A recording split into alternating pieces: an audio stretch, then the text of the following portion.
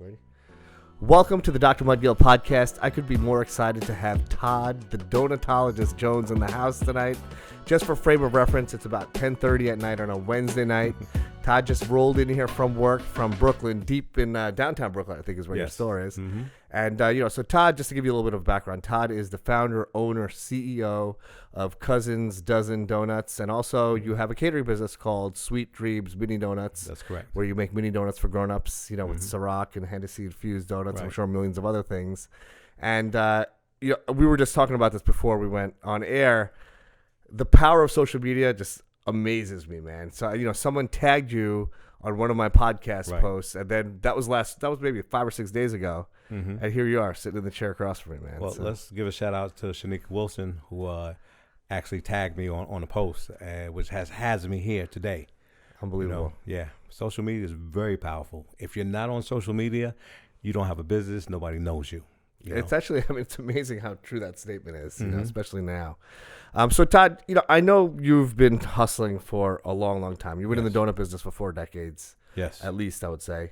And, you're a native New Yorker, grew up in Harlem, New York. Mm-hmm. And, I know you worked in Dunkin' Donuts for like 20 years, I think. And then I don't know if you were doing a side hustle as an entrepreneur at that time, but, I just want to take it way back, learn about you, the man, and then we'll learn about your entrepreneurial journey. Because I think your story is a story that could really inspire so many people, including myself. So I'm really excited to hear it because, like I said, this is my first time meeting you, man. Right. Well, it's my pleasure to meet you.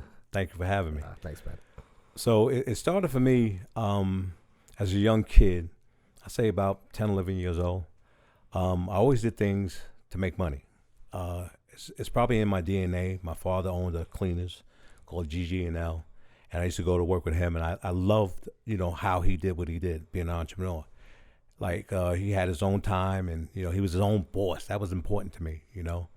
I started shoveling snow when I was a kid, delivering newspapers, that type of stuff that everybody does. And then one year I got a job in a restaurant, washing dishes, and for me, it was very inspirational because the people who I was working for were people who looked like me. This is in Harlem? No, this was in Jamaica, Queens. Okay. And I got to see up front how people operate businesses. And the way they treated me wasn't like I was an employee. It was like I was family, right? So 2 years after that, my sister, Michelle Jones, dated this guy who owned a donut shop. It was 3 brothers. It was the Lucas brothers. They owned a shop called Cup and Two in Springfield Gardens. And he asked me if I wanted a job. I said yes, and he taught me how to make donuts. So at 15 years old, I remember it was the summer, and it was hot inside of that place. I was making donuts. Became really, really good at it, and I worked for them all throughout my junior high school years and high school years. And once I graduated from high school, I kind of worked for them full time. Then they lasted about maybe 4 years or whatever, and they went out of business. So then eventually I started working for mom and pop donut shops. Did that in Queens? In Queens, Brooklyn, the Bronx. And then I landed a job with Dunkin' Donuts. One of their, was it a franchise then? It was a franchise store. So someone's store. As a matter of fact, it's not too far from here in Roslyn, Long Island, off of Northern Boulevard. I worked for those guys for a number of years. I was like the highest paid baker in Dunkin' Donut history. I drove a BMW, and my license plate said buy donuts. Get out of here. Yeah, I was getting it, right? And in the interim, I was also teaching people in my neighborhood on how to make donuts, and they got, various jobs in different donut shops and stuff like that. So, but I just want to, sorry to cut you off, man. Mm-hmm. So were the donuts, because my impression is the donuts are delivered from some central Dunkin' Donuts place, and then they're just kind of heated up or whatever, and stuck on the shelves. Well, was it different back then? It was different back then. They actually had bakers who were making donuts. Now this shop in Roslyn was unique because where I was making donuts at, it had a window, so you can see what was going on. Now I'm gonna fast forward that, but just remember what I said about seeing making donuts. So it was like one of the busiest Dunkin' Donuts in probably New York, right? And I was churning out these donuts, and the bosses I had there were very, very good. So the store was doing so well, they decided to sell it to another franchisee. This family came in, and said to themselves, "Now we're paying this guy too much money. We can get somebody to do it cheaper." So I think it was on a Monday, I came in. It's like, "We want to talk to you." I'm saying, "Oh man, maybe they'll give me a promotion or whatever." But what actually happened was they decided to let me go. Right? Wow. How old are you then? I would say about 35. Okay. And 3 months prior to that, my daughter was supposed to be born. They gave me 1 week's severance pay. Wow. And sent me on my way. So how long have you been working there for? Oh man, about 10 years. Wow. Yeah. And it wasn't it was the new owners. Right. It wasn't the old owners because they treated me very well. Right. So I got kind of depressed behind it. I said, you know what? This is never, ever going to happen again for somebody to wake up one morning and decide they don't need me anymore. So because I love to read books, I'm a huge reader of books. Something told me to go to Barnes & Nobles. I go to Barnes & Nobles, walk in the door. Something tells me, stop. I look up. It's the magazine rack of Barnes & Nobles. It said, the spirit said, look up. I look up, and I can't make this up. It was Entrepreneurial magazine. I took it down, and I opened it up, and it was the donut machine I have today. I said, say no more. You already had it at the time? Or? No. No. Wow. I just walked in Barnes & Nobles, opened up the book, and they had the donut machine. Get out of here. And I was like, you know what? This is a sign for me. And I took that donut machine, started a business in the Coliseum Mall, and I called it Cousins Dozen. People always ask me, how'd you come up with that name? So here's the thing, how you get stuff. It's not always about praying, right? Because when you pray, you're talking to God. What you need to do is be quiet and let God download it to you, which is meditation. And that's how the name came, Cousins Dozen. I stayed at the Coliseum Mall for about... Where's the Coliseum Mall? That's in Jamaica, Queens. Okay. This is where I was brought up in. So I stayed in the Coliseum for about maybe 3-4 years. And I couldn't really get the business I needed, the traction I needed. Do you have like a kiosk or something? Yeah, we had a little kiosk. Okay. And I decided to look at another location, which is the Albee Square Mall. I went to the Albee Square Mall, met the manager there. He loved my concept. I had a little kiosk there. Then a year after that, he gave me a bigger space for a little bit of money because he liked the concept that I was doing. And I stayed at the Albee Square Mall for about 13 years. Then after the Albee Square Mall... So you making a good living at this point? Oh, yeah. I'm doing well. I'm doing well. I'm just thinking about just having that one donut shop, providing for my family, like to pass it on, to leave a legacy for my kids, my son and my daughter. And then I got the idea, like, okay, this is successful. Maybe I should think about actually franchising it. But I kept that idea in my mind for a while. And what actually happened with the Albee Square Mall, they sold the mall. They sold it to another developer who was redeveloping it. I think he bought it for maybe $15 million. So as he's doing the redevelopment, Brooklyn started to get hot. So some other developers came to him and said that they wanted to buy it from him for $125 million. Ooh, man. Yeah, that's what I said. So they decided to throw all the vendors out. I was one of the last ones that they threw out. And there were a lot of groups that wanted to, protest, what the guy was doing and how they were doing Brooklyn. And they wanted me to be the lead person to, kick that off. So when they got me in front of the television cameras, I kind of flipped it because I had to think like a businessman. So when I got in front of the cameras, it's like, oh, so, you really feel bad about leaving the Albee Square Mall and, the things that developers are doing. I said, listen, man, it's business. This guy bought a mall for $15 million and he got $125 million. Congratulations to him. And what I did say, I said, it's all good, but just show me where my spot is at. Some developers, the developers who brought it, when they redeveloped the mall, I was in Atlanta, doing my thing in Atlanta, doing the Cousins Dozen thing. And it was like, hey, Todd, we're building the food hall, and we want you to be part of that. So you left New York at that point? I left New York, yeah. And you were down in Atlanta doing the same thing? Yeah, doing Atlanta, same thing. In a mall down there? No, I was doing Sweet Dreams, the catering. Yeah. Which, I was very popular on that scene. So, I mean, I just want to get into some of the nuts and bolts here. Mm-hmm. So when you started, you started your business and got successful, but right.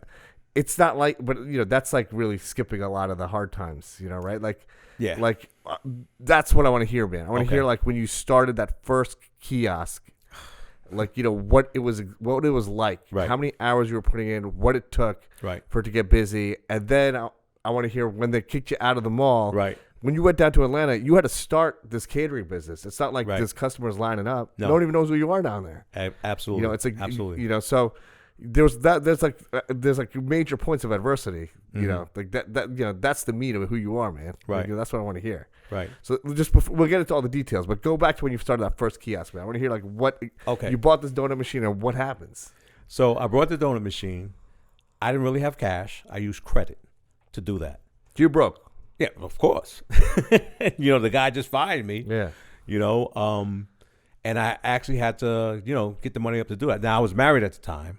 Wife had a great job at the post office, but there's a difference when you're an entrepreneur and you get with somebody that's used to having a 9-to-5, retiring, pension. It kind of creates a conflict. So to convince a person like this is what I'm going to do, and they're like, really? I said, yeah, I'm going to make this work. So, I go get the donut machine. The first day, I remember the first day we opened up at the Coliseum. I opened it up with a friend of mine who was like my, I would say partner. His name is Kirby Davis. He helped build the store. The first day we made $344. Doc, that's pretty good actually, right, for your first day. Yeah. But it was during Christmas. Okay. Christmas season. Yeah. You could not tell me and Kirby that we were not going to be millionaires. Like we counted that money 1,000 times and just kept counting it. We were so excited about it. But then after the Christmas season, you know what happens? It dies down. So we were struggling. So you have to pay rent every month? We had to pay rent every month. Okay. Do you have employees? Yeah, we had employees. At one time though, we had some volunteers. One of my good friends, Joanne Davis, she would always come on Saturdays for 3 years, work for nothing. And then I would have other people in the neighborhood who knew me who would just come out and help out also. So we had a lot of help, but just the sales just wasn't there. There were times when I had to borrow money, I had to take money from Peter to pay Paul. But my vision was that this was going to work. The thing about it, I never had a plan B. To this day, I don't have a plan B. They tell you in school you have to have a plan B. I think that's a bunch of BS. You have to be focused. You got to cut the bridges because this has to work. Right. And that's what I did. Always my vision was no matter what goes on, being behind in rent, owing taxes, stuff like that. I always stay vigilant to what it is I want to do. So how long did it take that first go around when you're at the Coliseum Mall? How long does it take till you're kind of flush, making payroll, you pay your taxes, you're paying your rent, and you have some left over for yourself? It took, since I had Cousin Dozen 20, it took 20 years. I mean, even now, what's going on. I'm still, I wouldn't say struggling. I'm making my way. Right. I have a footing, and what I've learned how to do was to develop a team. We call the Dream Team. And DREAM is an acronym for Donuts Rule Everything Around Me. I like that. I got a good group of people that I'm working with that's going to take it to the next level.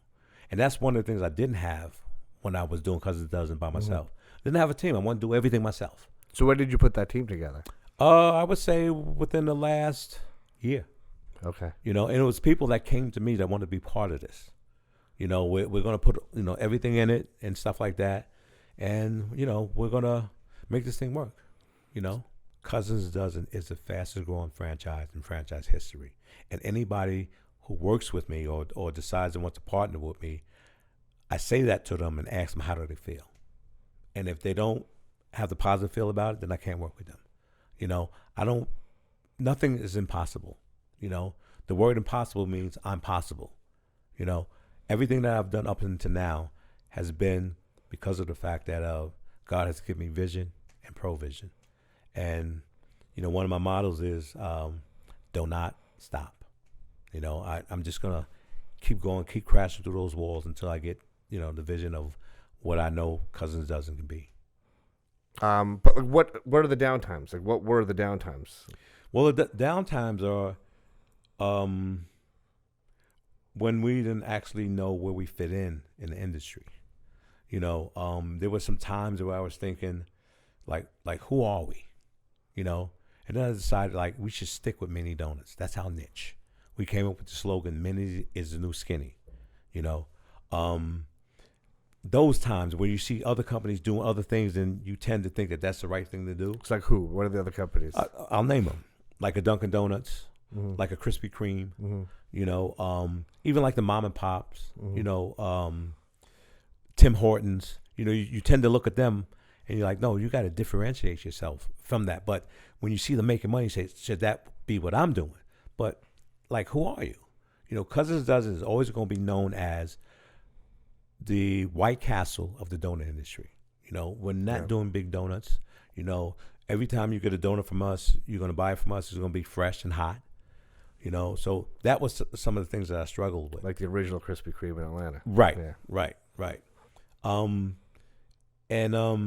Just, like building a brand of who we are, like just staying true to who you are, no matter what the, what the industry is doing.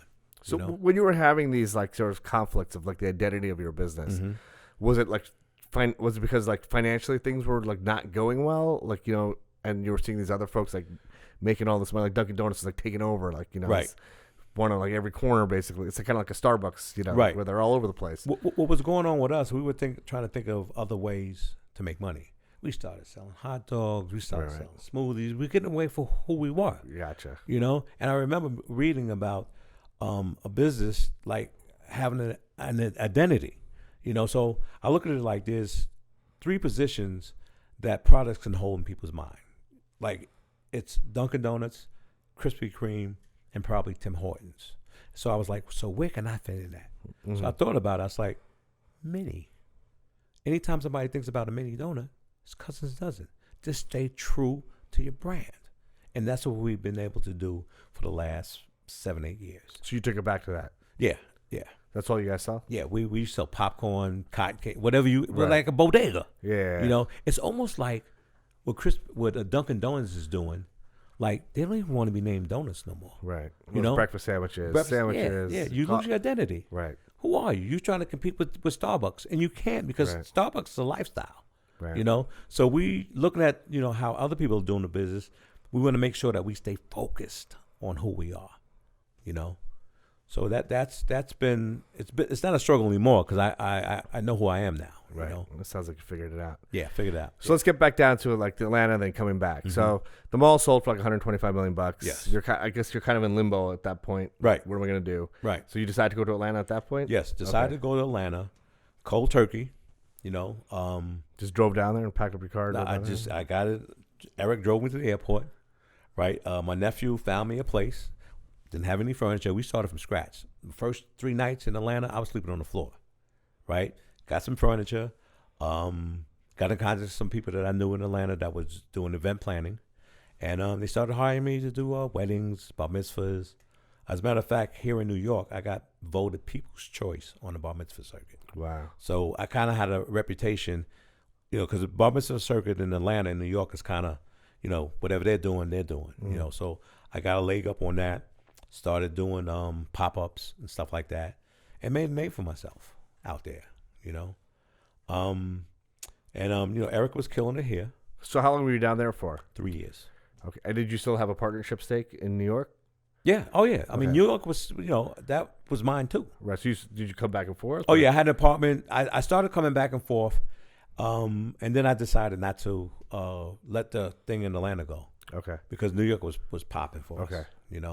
And so does that align with like all the gentrification of Brooklyn and stuff, where things started getting a little busier, fancier? Yeah. Barclays Center comes to town. Yeah. It's like becomes just like hipster central. Yeah.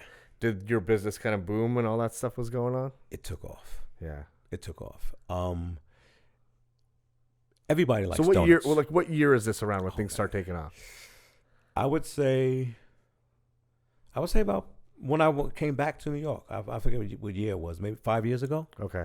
That's when things really started to take off, because that was a different type of clientele. Yeah.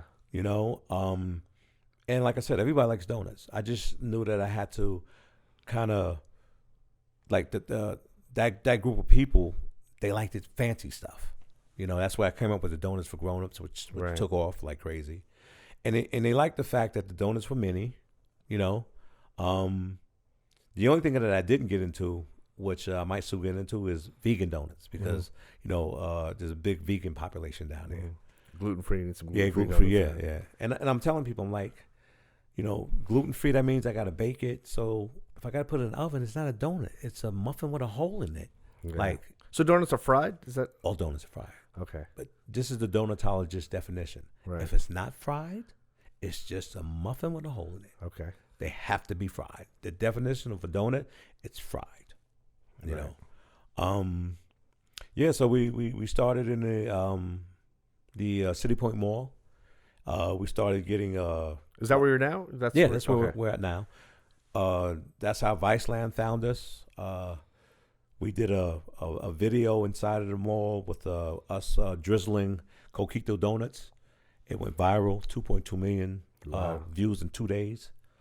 And just people just started recording us and social media, and it just got us on the map. Wow. The people down there, they look forward to me coming there because I give them an experience, and that's what I said for you to remember about the window at Rosalind. Yes. That's where I got the idea that people wanted an experience. With us having it in the window, they could see it, they could smell it. We call it eatertainment. People. You got these great phrases, man. Yeah, I love it. People will pay for experience. It's like going to Disney World. Mm-hmm. You're going to go see a mouse, but the experience in Disney World is phenomenal. Shanique is a big Disney World person. She's there right now. Oh wow. Yeah. So we knew it was about experiences, and that's what differentiates us from a lot of other places. Like with the Dunkin' Donuts, I like to tell what their secret is, but of course they don't make them in the shops no more. Right. So people don't see it because I realize the more you see, the more you want. Yeah. So we keep the donut machine is a star. We call it the same donut machine. Same donut machine. Yeah, we call it the Dream Machine. Makes 1,200 mini donuts in an hour. I've been able to serve Steve Harvey. We did a wedding that Michelle Obama was at. Wow. I was featured in Old Magazine, Black Enterprise, New York Times, Wall Street Journal. I was on New York One. A lot of things, from being in that situation in Brooklyn. That's prime time, man. Yeah, man. Prime time spot. Yeah.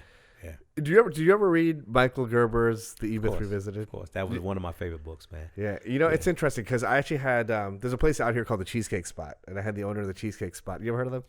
I was with him at the Roosevelt Field. He's a good friend of mine. Oh, really? Yeah. Well, Laura Jefferson. Right? Yeah.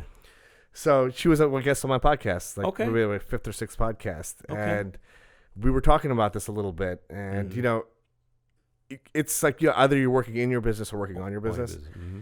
And working these 13-hour days that you're working 7 days a week, it's a lot of working in the business. Right. And it's hard to work on your business when you're doing that. Like, how do you do that? So the reason why I work the way that I work, because I want to be able to teach somebody what it is they have to do to maintain a good cousin's dozen donut shop. Like, I can say I did the work. So, I've experienced it. So for me, it's like getting a system of what I'm doing. Right. And I actually document it. So it's part of my franchise manual. Yeah. It's like that whole McDonald's model with that. Same thing. Yeah. It's funny. After I read that book, my staff actually hated me for it. But I systematized every position in my office, like front desk, medical assistant. It's just basically this Google spreadsheet checklist. At the end of the day, you just check it off. And, I could say I'm probably there's probably 80% compliance with actually doing it, but I think it really makes a difference because it does. One of the things I got from that book was one is it really shows what the expectations are, and it's, when someone new comes in, they're much more trainable because it's there. Exactly. And also it kind of for me, I would guess that it would give someone a sense of accomplishment that they're checking off all these things that they did. Right, wow, I did all this shit today. I was really productive. And the reason why probably employees don't like it because they can be replaced. Yeah. Because you got a system. Yeah. The people work the system. You could take anybody and put them in the system and do that job. Yeah. Nobody's irreplaceable. Right. And that's how you're supposed to run a business. Well, that makes you be able to franchise it, Right, exactly. So what's going on with the franchising? So I would say in about another 90 days, we should be ready. Oh, really? Wow. Yeah. Yeah. We've been doing the process. We have a company that we're dealing with that helped us build a franchise, did everything from soup to nuts to that's the dream team? Yeah. Yeah. So we're excited. So what do you guys think about in terms of franchising, like nationwide? Well, here's how I want to do it, because our mission statement is become the fastest growing franchise in franchise history. I'm looking for high net individuals who can afford to buy 10 at a time, which would include a food truck and buy an area. See, I want to do multiplication, which is have somebody buying 10 as opposed to somebody just buying one, which is addition. If I get 1,000 people to buy 10, that's 2,000 locations, and the person, that's how we want to start out, Another target market for us is women entrepreneurs, because women are the fastest growing segment of the population who are starting who are starting businesses. Listen, talking donuts already. And I think that's a good market to start in. Not only are they starting businesses quicker than anybody, but they're also failing because they don't have something with a proven system. And I think Cousins Dozen is perfect for them because it's not a all-night thing. It's like more hours, and it's a very high profitable business, and it's also easy to operate, So I can see a woman having 10 of these and just working the system, And do you have all the manuals, everything set up? Yeah, we're preparing those now. Those are all going to be prepared when we franchise, because we have to have compliance with New York State and other parts of the country. And I'm also looking to do international franchising too, like have one person, two people buy all of Japan. I'm really exponentially want to explode exponentially, and I think I know I have the system that it could do that. Wow, man! Yeah, you guys gotta get to the airports, man. That's another part. Yeah. Is it hard to do that though? Like I imagine like they got whoever runs these airports, they must have some kind of lockdown. No, they don't. As a matter of fact, they have special incentives for minorities. Oh, is that right? Yeah, that's why I want women, because women can qualify for locations like that. Oh, wow. Yeah. Well, that's great, man. Well, I love the vision, man. You're a guy who's definitely hustling. Yeah. And, you got a big vision, which is great. Because you're right. Like, and that mentality of why not? Like, right. why can't I do that? I mean, if know. Home Depot can sell tools and create $1 billion business, how about even bigger than this? Subways, sandwiches. Yeah. Sandwiches.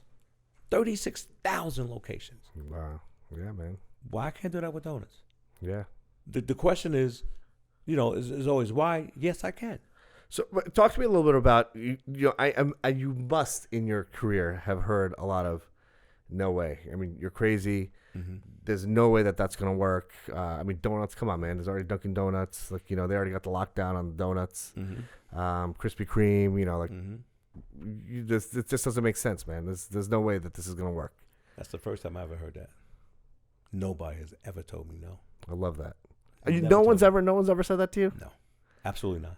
Wow. Absolutely not. Because you know what a guy told me the other day? 2 guys came to visit my shop, and they said to me, to my credit, "You're infectious. Like, this donut shit is real for you." I said, "Dude, this is real." Yeah, but you're living it, man. Like donut socks, donut shoes. Like, it's not a game for me. Like, and I don't have to put anybody else out of business. See, to me, competition means you're saying there's not enough. Cooperation means there's abundance. Right now, donuts is probably a $12 billion business. When we get in it, it's going to be a $14 billion business. I don't look at it as competition. Right. I'm adding mine into it. Right. I'm not taking away from anybody else. Dunkin' Donuts put theirs in there. Krispy Kreme put theirs in. Now Cousins Dozen is going to put his in there. I mean, that's such a great mindset, man. It really is. And I think that's something like so many entrepreneurs could benefit from. Right. The world really is a place of abundance. It is. And there's plenty to go around, and it's just you're adding your piece onto whatever's existing. Exactly. And that's the exact opposite way of thinking that most people think. Most people think, "Oh man, it's already a saturated market. Right. I can't fit in there." Right. Or I need to be super competitive and like undercut this person's business and steal their clients and whatever it is. And that's just, when you start with that negative mindset, that negative attitude, the poor intention, right. Right. Bad shit happens. It's like bad karma, man. Exactly. It's like bad business karma. If you go in Walmart right now today, how many bread things are there? Bread companies are there? I don't, tons. Right? Yeah. And it'll be more space if you want to add yours to it. Right. You never should come from a place of competition. Because I feel that all ideas come from God, right? And why would God compete with his idea? That doesn't make sense to me. Yeah. It's all about cooperation. Cooperation does this. Competition does this. Yeah. You got to have an expansive mindset. If we're made in the likeness and image of God, then this is what God is. God doesn't do this. Yeah. He does this, And that's just the way, my mindset. I guess I was just fortunate to have that, coming from like my mother, the way that she was all about, cooperation. It's like, you don't have to compete with anybody. Did you grow up religious? Were you guys religious? No, absolutely not. No, not at all. Well, you just in this brief conversation, you strike me as a very spiritual guy. Spiritual, yes. Yeah. I'm spiritual, but not religious. Religious is a lot of dogma, To me, spirituality is, and I don't, I'm not against anybody who does that, but what works for me works for me. Right. I'm all about giving, man. Yeah. That's what life is about.